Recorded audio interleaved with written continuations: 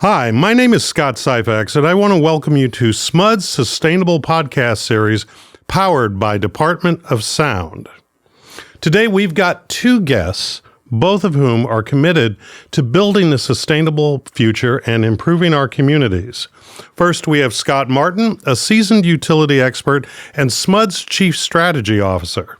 SMUD's commitment to sustainable communities has led to groundbreaking initiatives that will shape the city's future and beyond. Welcome, Scott. Thank you very much. Glad to be here. And secondly, we are honored to have Britta Guerrero, a dynamic leader in health equity and advocate for patient-centered healthcare environments at the Native American Healthcare Center. Actually, I should correct that and say the Sacramento Native American Healthcare Center. It's important that we center these things. Her dedication to underserved communities is truly inspiring. Welcome, Britta. Thank you for having me. All right. Now, together, we're going to have a conversation today to talk about not only sustainability, but we want to talk about your individual and shared experiences, about just sort of your thoughts on the region, and to learn a little bit about how your stories have informed the journeys that you've taken on. And so, first off, I wanted to start with you, Britta. Now, you run the center, and Scott actually is a member of your board. Correct. Okay. So how did you two Very happy member of the board, I might say. He's one of my bosses. I'm going to say that. It is always to have a really happy board member. Very happy correct? to be a member. All right. How did you two first come to start working together? Well, we had partnered with SMUD on a Sustainable Communities grant for the past several years. Green energy initiatives in the Midtown area. And then as we started to expand into South Sacramento, we quickly learned that South Sacramento was considered a concrete desert. And share with us what that means. So it means the ratio of green space to concrete is significant. And so there's not a lot of walkable space or outdoor space, but there's a lot of car dealerships and there's a lot of industrial space. And so what we started to learn was that I think we knew that South Sacramento was underserved, but what we came to learn was that the rates of asthma due to heat and air quality were significantly higher than they were in Midtown. The temperature in South Sacramento was significantly higher than it is in Midtown.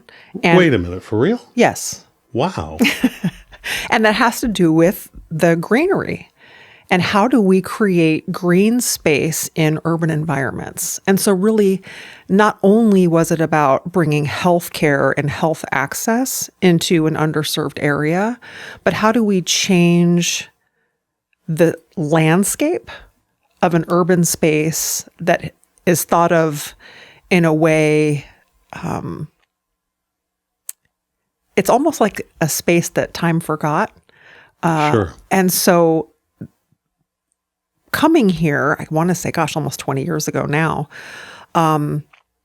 there's the same grocery store. Luther Burbank High School looks exactly the same. Businesses have popped up and left, and the Franklin corridor looks very much the same.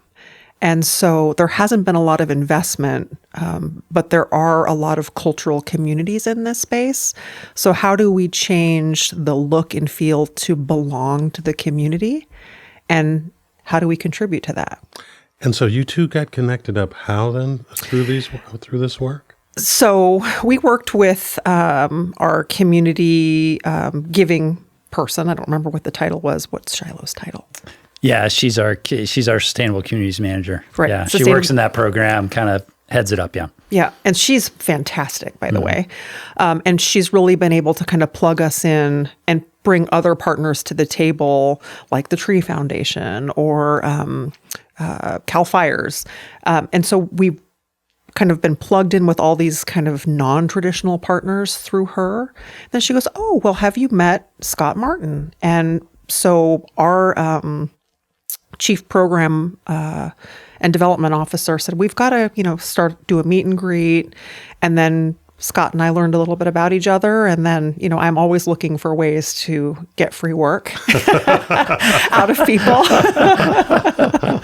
And so we started the conversation of what it would take for him to support us and what might a more personal investment look like. And that's one of time. Well, do you want to talk about personal investments? I mean, you've got a day job and you're also serving on, it takes a certain amount of passion in order to be able to take that extra step. Yeah, I think that's true, but I think I get a lot more from this partnership than Britta probably alluded to there.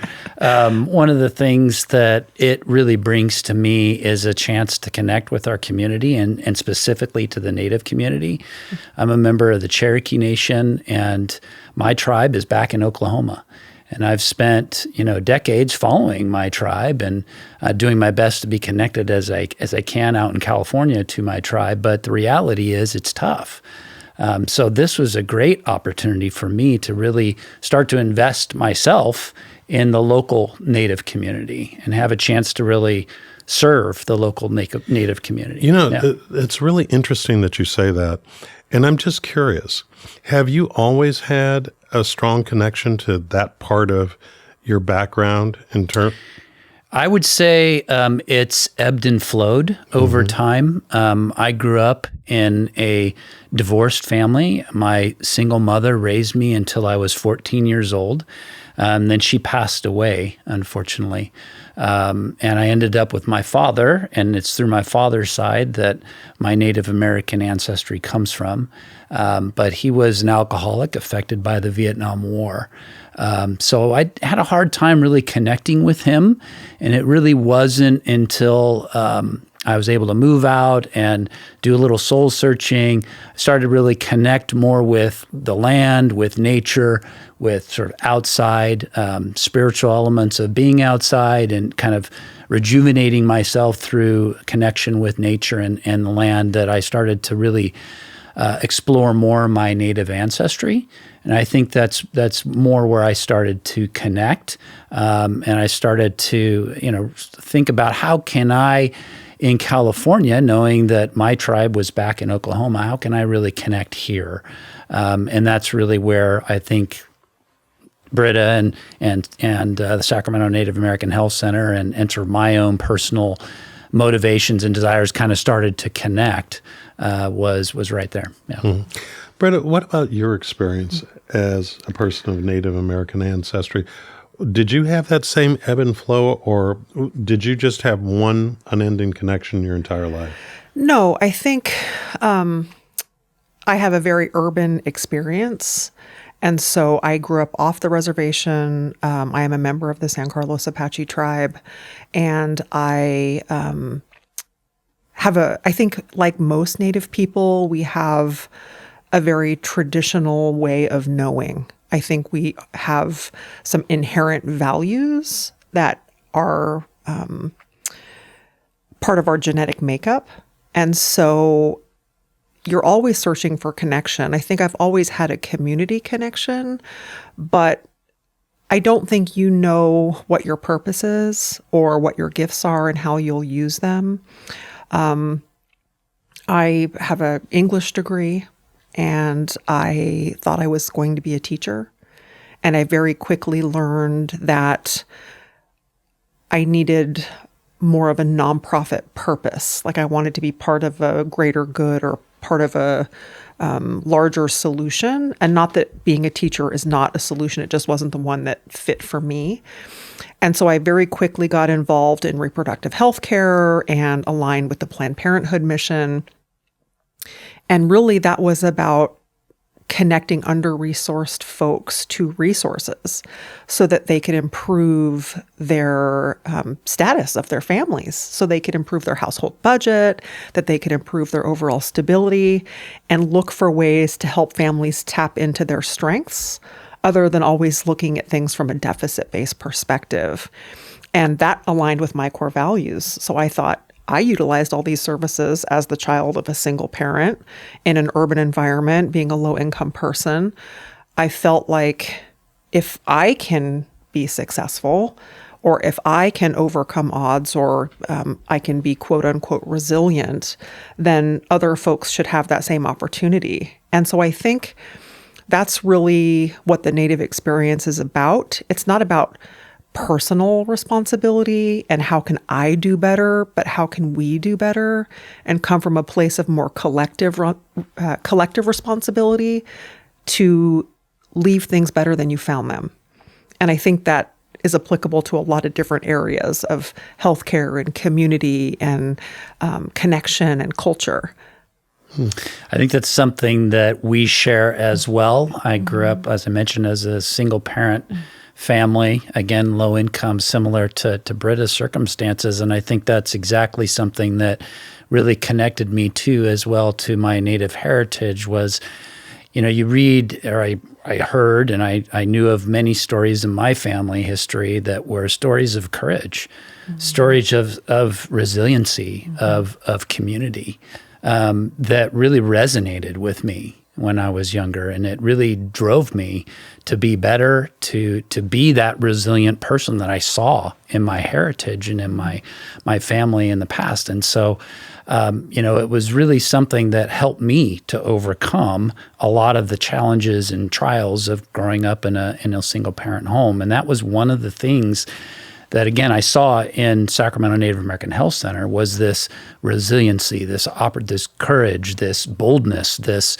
vibrant objective to really change the nature and change the narrative of healthcare for underserved and underprivileged people. And so it was a great way to connect. It's interesting to hear you both, how you characterize these strengths that you've drawn upon. And I have to confess that many times when we're talking about the Native American experience, the statistics and that general narrative tends to be so negative in the traditional press. What I'm hearing from both of you today is something that is far more inspiring and far more empowering than that.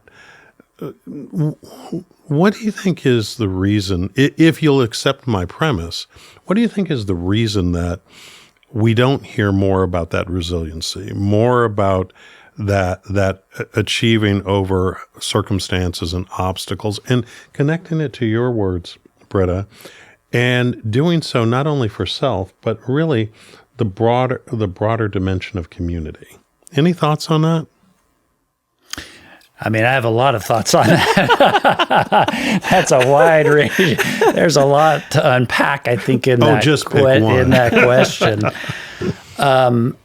I think the United States has a long history of repression with Native people, to be frank. And I think that's part of the reason why you don't hear of the positive parts of our culture or the successes of Native people throughout history.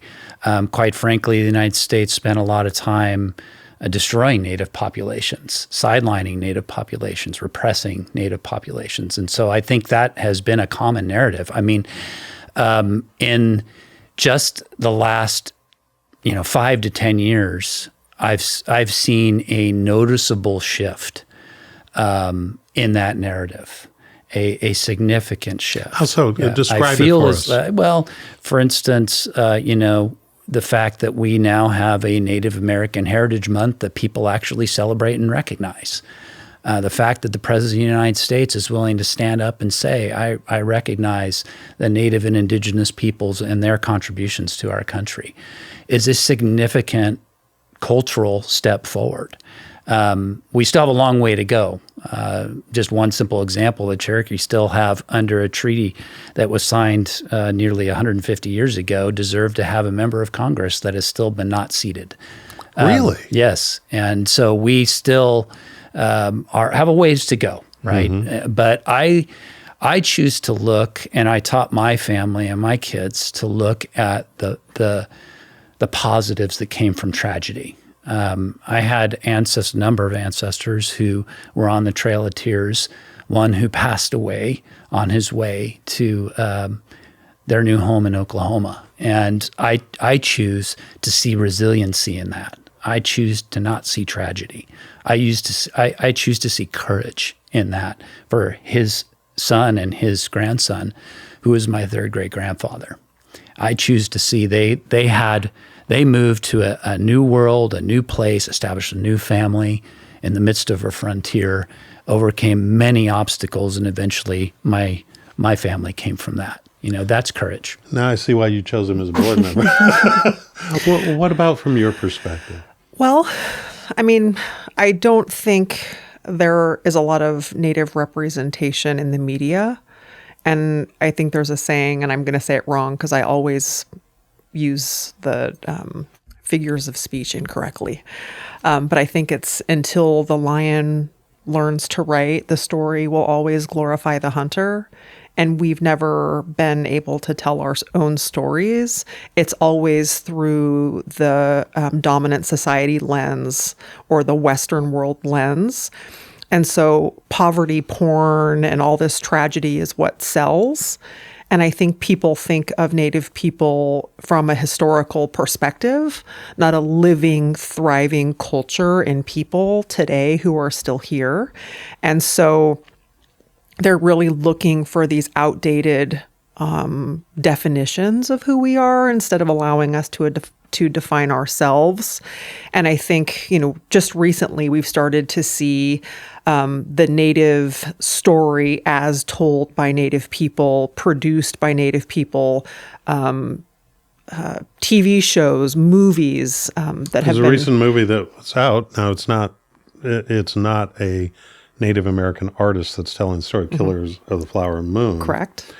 I was kind of curious when you mentioned that. It popped in my head because that is a important story that has not been told, but it's not being told by someone who comes from that experience themselves. Is that, just from your perspective as an aside, is that helpful or harmful? Well, I didn't see the movie. I chose not to. Okay. And so I think for that reason, I believe folks and what they tell me, and they're like, we were misrepresented yet again. I think there were a lot of efforts put forth to do a more accurate portrayal of people, the Osage people. But again, what sells, and Martin Scorsese, and kind of what's that sad kind of Native folks and being undereducated or small on words or short on wit. It's maddening.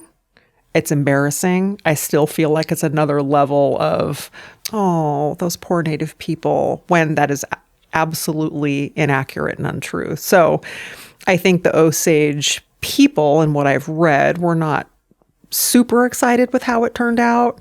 And I think for Native people, we know that it's a lot of fairy tales told about us.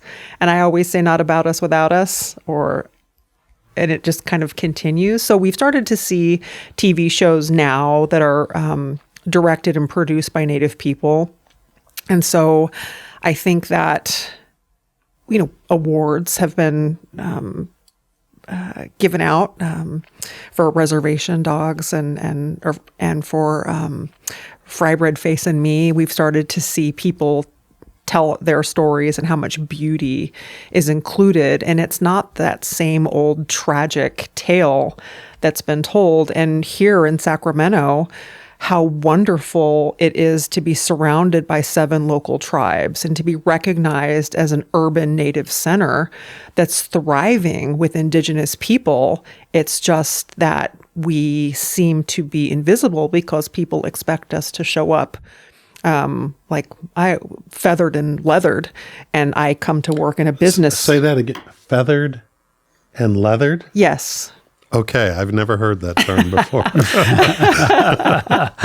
Well, it's a term that has been used by a lot of artists, and I think of how people want to see us. They expect us to look a certain way, to behave a certain way. And Matika Wilbur, actually, she's a photographer who's told stories of Indigenous people across the nation and Canada, telling stories, personal stories of triumph and resiliency and culture. And it's a term that she's used, and I really appreciated it, that people don't see us unless we appear a certain way. We're missing from data in education. We're missing from data in the workforce. We're missing from census data. Yet there are tribes that are so powerful that this state balances the budget on the compacts of businesses that we've created. Sure. So Sacramento is not unique in that way. Scott, I got to ask you a question, okay? When you talk about the term that Britta just shared with us, you obviously had heard it before because you laughed. But what? Say it again. Leathered and feathered? Leathered and feathered. Okay. Scott, I've got to go there with you. You don't necessarily present as leathered and feathered in terms of... So you wear real clothes, business casual. So I want to ask you what may be a little bit of a difficult question for you, which is, do most people pick up that you are Native American? I would say no. I would say most people, and I'm a mixture of different cultures. Of course you are. My mother was Mexican and European. My father was European and Native American. So I'm a mixture of multiple cultures. So yeah, no, I don't think most people know about my Native background or my membership in the Cherokee Nation necessarily from the way I look. Has that ever been difficult for you in terms of, because in the Black community, we use a term called passing, that sometimes we have people we or people in our family don't necessarily show up as what people think is stereotypically African American, and that people say things in rooms that if they knew better, they'd probably have more of a filter. Have you ever been in a circumstance like that? Yes, many times. I think definitely it's led to my own desire to prevent myself from judging people based on how they look or even how they sound. I think it's just another way in which our unconscious biases can really come to the surface, and we need to really actively work against them if we want to build bridges between people and cultures. Yeah. Britta, you talk about how people don't see us, talking about the Native American. What is it? We are in a region that you just described that has, you said 6 tribes? 6 tribes? 6 tribes surrounding an urban area. Right. That is a larger population of Native people. Help out those of us who really want to know and share with us, what are some things about the Native American current population, the tribes within this region, and their history that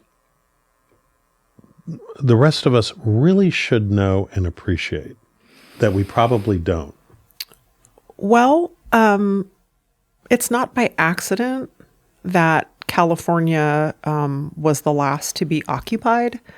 And so the policies on diminishing Native people had been more perfected. And so in California, the land is very high in value.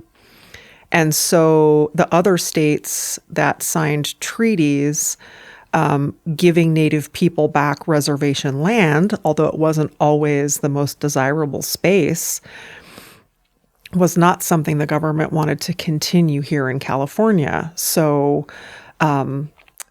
we don't have reservations in California, so many tribes do not have land. They're landless tribes. There's allotment land, there's rancherias, but the land where the tribes live are no different than any of the other states. What's the difference between a reservation and a rancheria? I've heard of rancherias, but I don't, forgive my ignorance, but. Well, the rancherias have mostly been reestablished land bases. And so we have several tribes occupying spaces together. And so, for instance, here in Sacramento, the Wilton Band of Miwoks, so the Wilton Rancheria, are a tribe that was re-recognized now about 15 years ago. But Sacramento is their historical land. This is their historical land base. We are on their historical land right now. Yes. And so as the original stewards of this land, you may have heard there's this new kind of in vogue process in which you have a conference or you have a show. You want to start with a land acknowledgement. And the land acknowledgement can be somewhat performative because really it's non-Native people who should be recognizing whose land this is originally and what efforts are being made to partner with that tribe and to recognize that tribe and to do better by that tribe who's always been here caring for this place. And so the Wilton Band, Shingle Springs Rancheria, Auburn Community, Yochitihi across the river. This is original Nisenan land. I have the privilege of living and working in Sacramento, and this space in this place is wonderful and unique and beautiful. We're surrounded by rivers. It's agricultural land. We have mountains. We have ocean. We have this beautiful space that was already occupied. And so to think that this wonderful place would be left unattended is a farce. And so how do we reconnect historically what's been done, like Killers of the Flower Moon, the tragedies that have happened here? In Midtown, we have Sutter's Fort down the street, a fort that was created to protect the military from Indian people.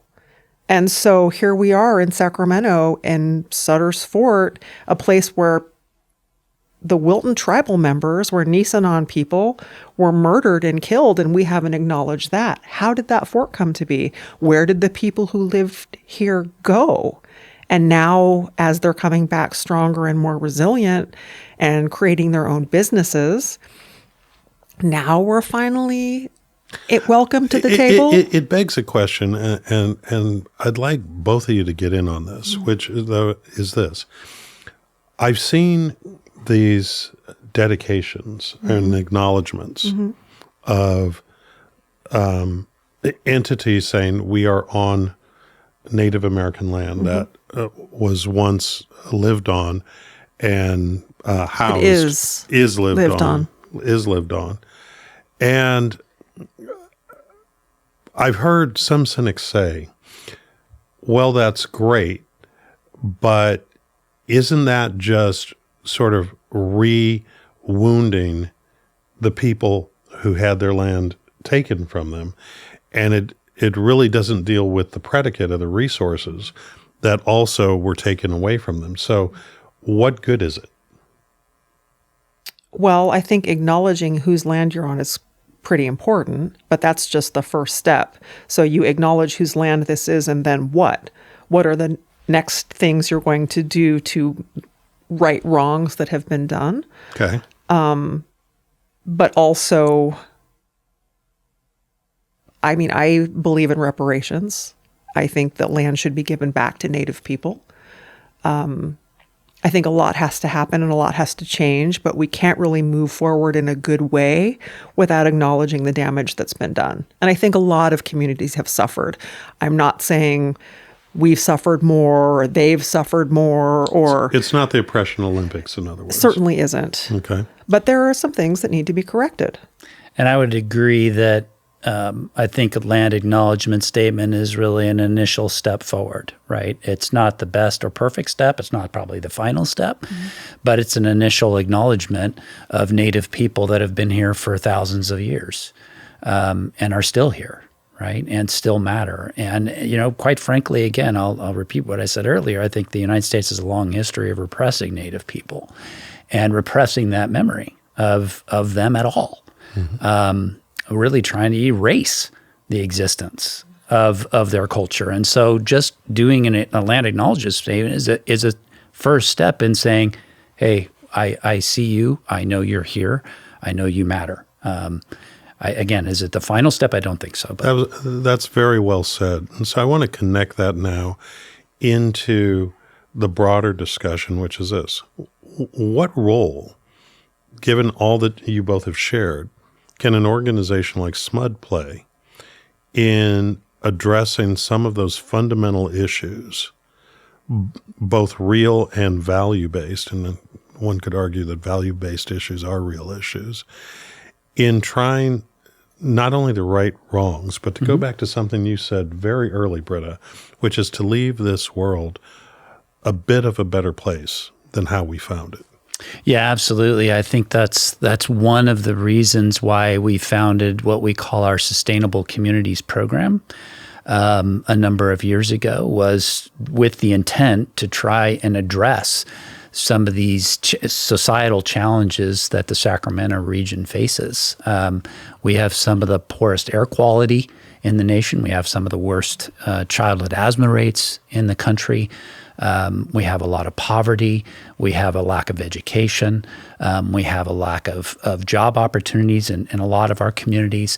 And so trying to work on and direct resources to those issues, I think, was really the purpose of our Sustainable Communities program. So we've spent over the last 5 years about $32 million on 130 different types of partnerships. That's really putting your money where your mouth is. That are really squarely focused on things like job creation, on improving the local environment, on adding new renewable resources. I think the Sacramento Native American Health Center is a good example of this as well, where we'll be installing solar on the site of the South Florin site, which we're very excited to be able to do. And again, that helps clean up the environment in that typically underserved, underprivileged area where they struggle with the worst air quality in Sacramento, right? In some of these underserved areas where traditionally you've got industrial sites, you've got motor vehicles that are very inefficient, they live near freeways potentially, all of which create an air basin that's some of the dirtiest in the region. So again, our focus on that sustainable communities is to try and address some of these historical issues that have kind of led to the point where there are a number of our communities that are being left behind. When you talk about those communities that are challenged, and as a kid from South Sacramento, I had no idea how bad those numbers were in South Sacramento itself. But connecting that to the work of the center and dealing with how what you called, I don't know whether it's quite a concrete desert, but or asphalt desert, something. Yeah, it's a lot of blacktop. A lot of blacktop. Yeah, okay. Fair enough. Your mission as a healthcare center that runs the range from physical health to mental health and other supportive services. How is it that you perceive this effort on trying to reclaim the environment in order to create better conditions for optimal health? Tell us about the different things that you're most proud of, Britta, in the work that you and your colleagues do that are trying to elevate the life circumstances and healthcare circumstances of the people you serve. Well, we're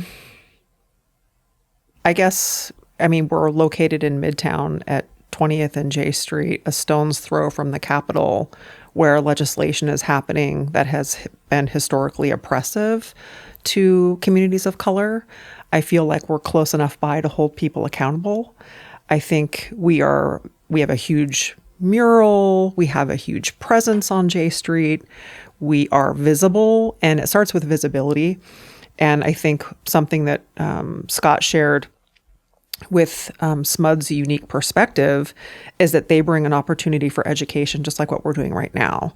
The land acknowledgement that we mentioned earlier, it's an opportunity for education and then action has to come behind it. Otherwise, it is quite performative.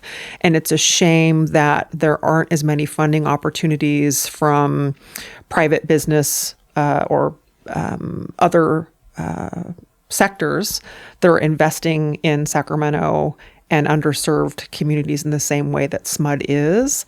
I think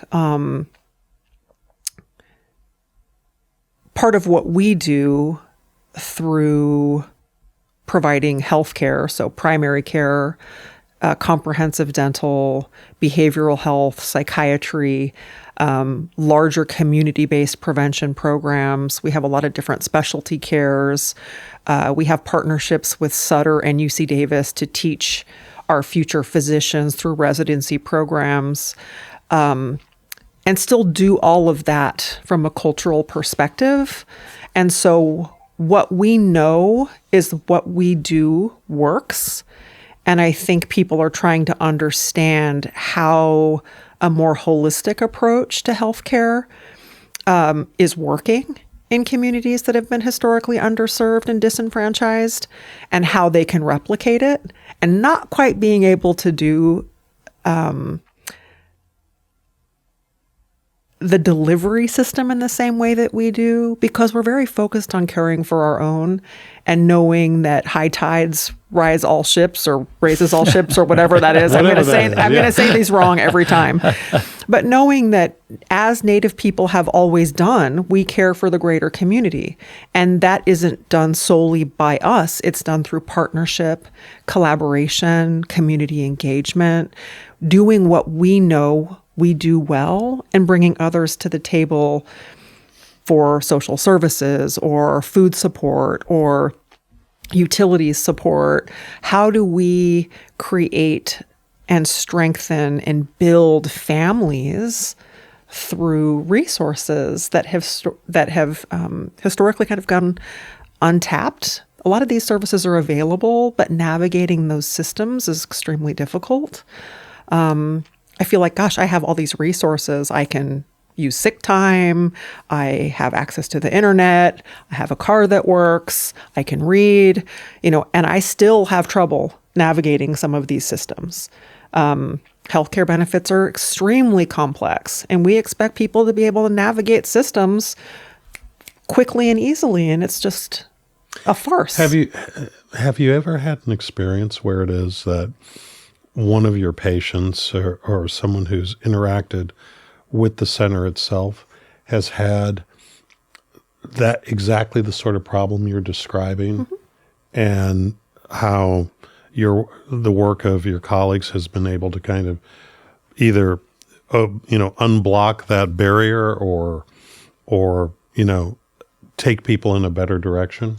Sure. I mean, we have tons of partnerships. Sacramento covered for one of them, and they have a new name now, and I'm forgetting it because I'm on the spot. But anyway, it'll come to me. But they do our Medi-Cal enrollment. They help connect people to coverage, and then they're able to get people who have been hospitalized healthcare coverage, connect them to a primary care provider. And historically, low-income communities receive all of their health care in a more episodic way, which means I go to the ER because I'm not feeling good, because I don't have a prescription, and I get some samples, and then I can go, and then this cycle continues over and over again with ourselves and our children. And so we don't really know how to be good healthcare consumers. And so when we teach patients to advocate for themselves and to expect better quality, then they start to learn how to navigate a system that is actually built for them, and they can more appropriately utilize to get quality care that's non-emergent, that is more preventative. But we really have to retrain ourselves. I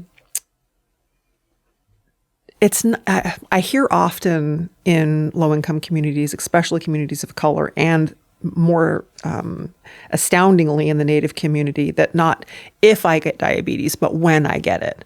Really? So we're kind of resigned that we're going to get ill.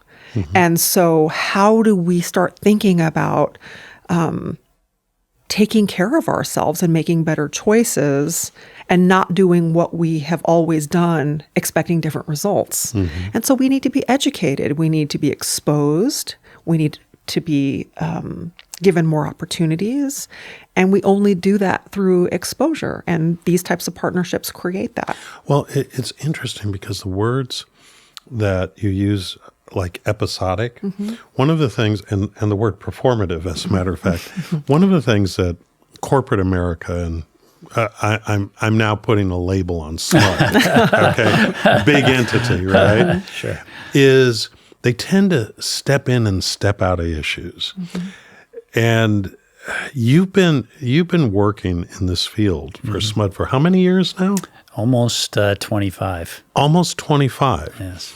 And so the caricature would be, SMUD, a bricks and smokestacks, utility and all that.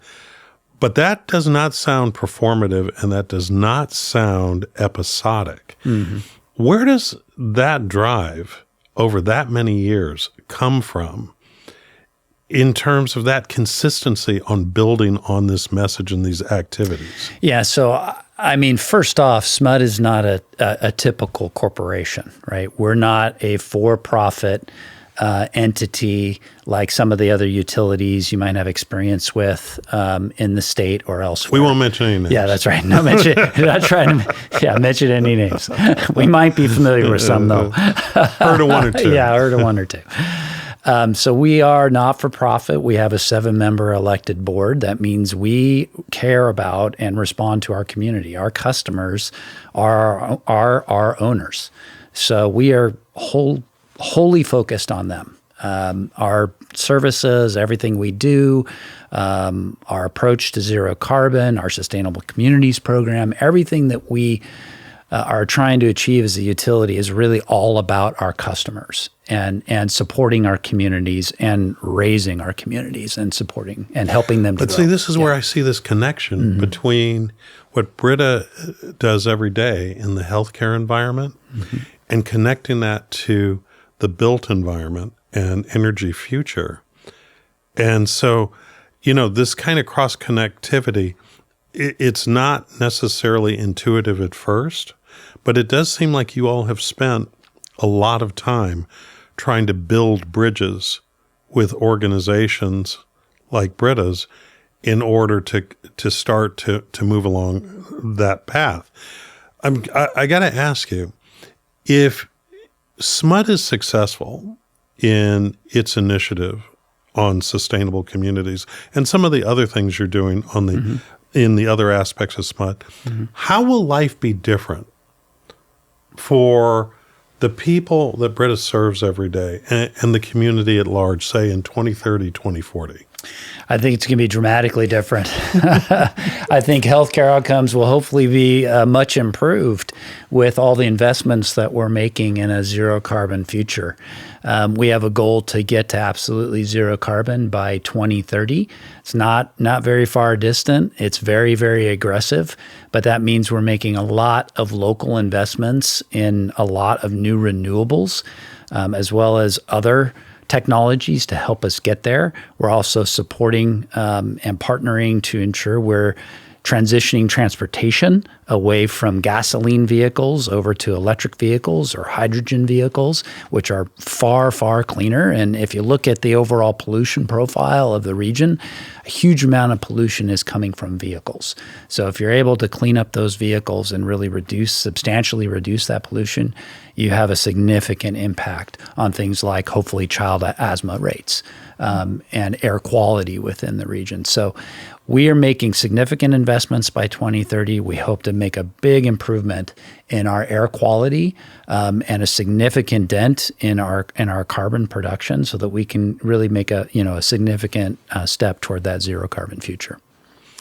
Does that zero carbon future, though, critics talk about all the time that it comes at a cost, that from an economic standpoint, from a just kind of a convenience of living standpoint, you're going to take away our gas grills are gas-driven cars and theoretically are jobs. I know that you all can't solve everything at the same time, but what do you say to those who say this future looks like a big unknown and something that is potentially going to make life worse for me? What message can you share with us to give folks a little bit more comfort? So if I boil it down to maybe two things people are most concerned about, right? Price and reliability. Am I going to have power when I need it? When I flick on the lights, am I going to be able to see them all go on when I want them? Am I going to be able to cook my food when I want to cook my food? Am I going to be able to get where I want to go when I want to get where I want to go? Take my kids to soccer practice, right?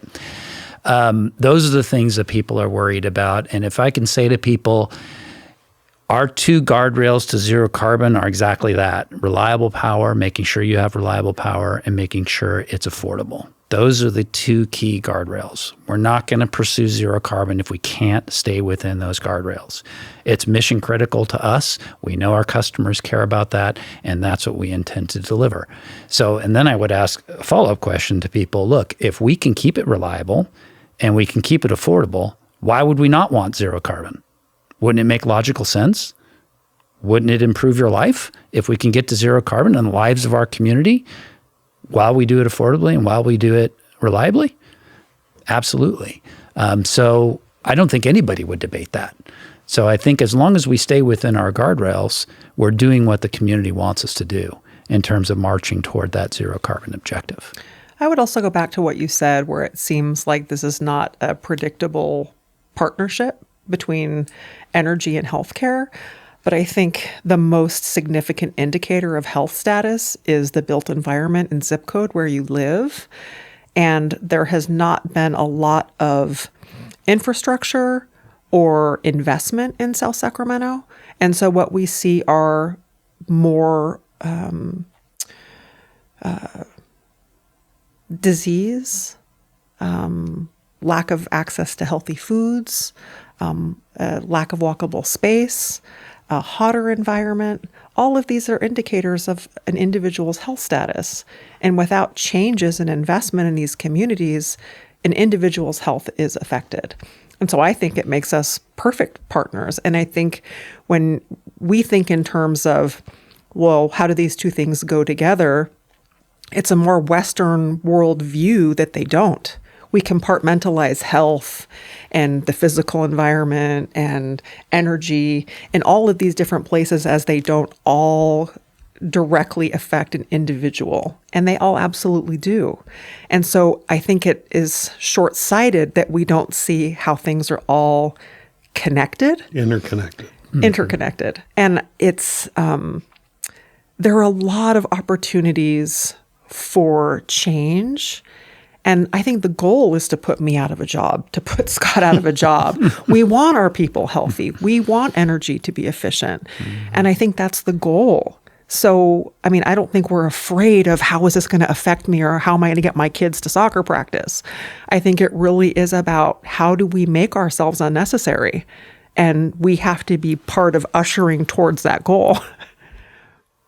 Yeah, no, I completely agree. I think one of the other key aspects to this partnership really is with SMUD. I mean, we're trying to make a big difference in under-resourced communities, but you can't have a conversation with somebody about how to improve their energy consumption, for instance, how to make their house more efficient or how to reduce their carbon footprint, for instance, if they are struggling with a health-related concern.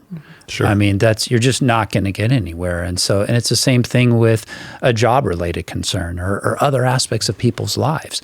So we realize we need to touch different aspects of people's lives. We need to be able to partner with members of our community in order to touch people in different aspects of their lives before we can really have that conversation about energy. And I think that's one of the things that is really beneficial about our partnership is that we are trying to work together to make a difference in the health outcomes of the community, especially the under-resourced communities. And in doing so, that's going to help them to be prepared for the other kinds of opportunities that will come their way in our effort to get to zero carbon. So we've talked a lot about the benefits from a healthcare and environmental perspective.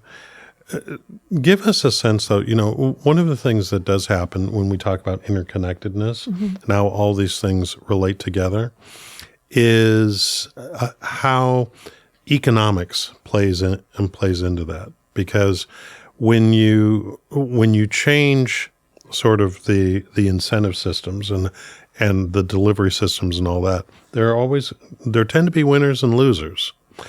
How is it that the work that both of you do helps ensure that as we move to this sustainable future, that as important as those economic and environmental benefits are, that the other benefits that tend to leave those low-income and disadvantaged communities behind economically, jobs, educational opportunities, business opportunities, all those things. How will that factor in to make sure that you're really creating an ecosystem rather than just a silo as you move toward this grand future? And I think that's exactly the other aspect of our Sustainable Communities program. Probably haven't really talked about that much today, but that's absolutely critical. You're absolutely right. We need to be able to train the workforce of the future. We need to be able to engage with our disadvantaged and under-resourced communities and help develop educational opportunities in partnership with other community organizations to support them in being able to take the jobs of the future. We have numerous partnerships with educational institutions, local educational institutions, job training organizations, career development organizations locally in Sacramento that are focused on just that. How can we train these underprivileged, under-resourced communities to be able to take the jobs of the future, develop their skill sets so that they are part of that circular economy. They can participate in all the investments that we need to make to get it to a clean energy system in Sacramento. Mm-hmm. And I know that you all have a lot to do providing for the entire continuum of care, but is there a role for centers like yours that are primarily focused on healthcare to have a role in also providing part of the answer to that question? Well, we're a federally qualified health center, so our target population is the underserved, Medi-Cal dependent, Medicare dependent, low income, and then our target population is specifically Native American. And the goal is to hire from the community. So we've opened a beautiful space through multiple investors, and people will come to expect more. They'll also like the way they're treated, and they will want to work for us because they see people who look like them, and they don't have to tell their story over and over and over again. And we give them opportunities, we hire them, we train them, we educate them, and most importantly, we bring up their household income. We increase their earning potential. So they become part of this healthcare system with more opportunity. And the goal is to create more opportunity for people in our communities who look like us, talk like us, sound like us. And so we have more opportunities to be at the table to have conversations like this. So we have talked about a lot of ground in this conversation. I would be remiss, though, if I didn't ask you both going down a very different track. Okay.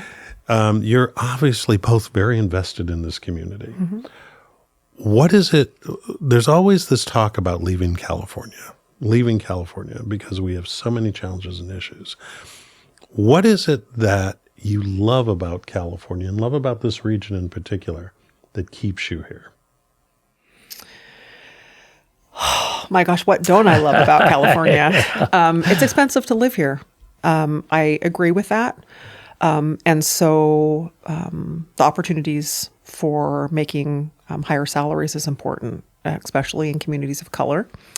But the landscape is lovely. I'm a runner. I love to be outside. Sacramento has this landscape of rivers and valleys and foothills and mountains and access to the ocean, and it's walkable, livable space. And there is no better way to do that than on foot.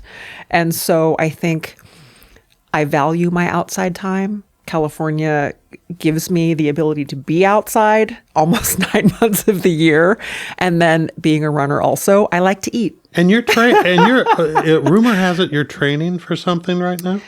Yes. So I completed CIM, which is the California International Marathon, on Sunday. So I'm a little bit sore and a little bit tired. But I run year round. It's part of how I live. I mean, in traditionally Native people, we move, we run. I'm a Southwestern person, and that's how we got around. And Scott, what about you? So I can't run any longer, but I can walk, and I love to walk long distances. So I am an avid backpacker. Oh. And I tell you, California is world class for backpacking. It's absolutely what I love about this state. I've now nearly hiked, over 20 years of effort, hiked nearly every single foot of every trail in Yosemite in the entire You're park. kidding. No. That is so cool. Yep. I've got one trail left that's about 15 miles around Hetch Hetchy on the north side. And after that, I'm done with every foot of every trail in the entire park. And it's been a glorious opportunity, to be honest. And and it's just really made me fall in love more with this state. I love everything about it. Okay. Help all of us out who are being inspired by how much walking that you've done. Okay. Give us a hike that us mere mortals can do up in Yosemite that will completely turn us on to hiking from that point forward. Okay, super simple. Okay. Very easy. You can drive most of it. You only have to hike maybe 1.5 miles round trip. It's a place called Sentinel Dome, right before you get to Glacier Point.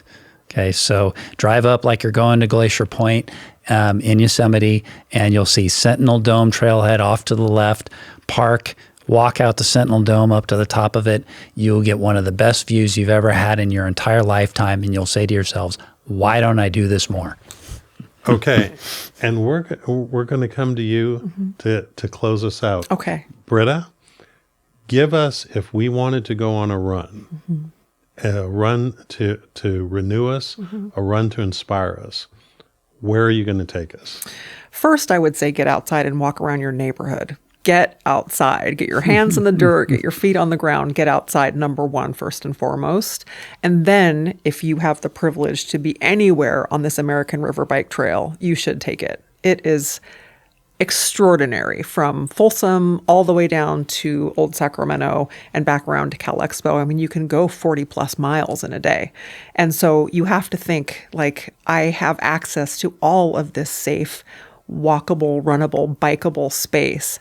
Get outside and be along the river anytime you can.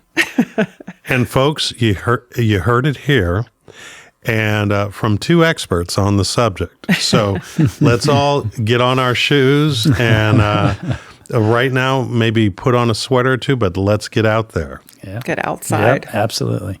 And as we close, our inaugural podcast for SMUD's Sustainable Podcast Series, we'd like to thank SMUD, our guests, Scott Martin and Britta Guerrero, and the amazing Department of Sound for all of their support and for making themselves available for this important first step on improving community and promoting sustainability. I'm Scott Syphax. See you next time right here. Good night. Thank you. Thank you.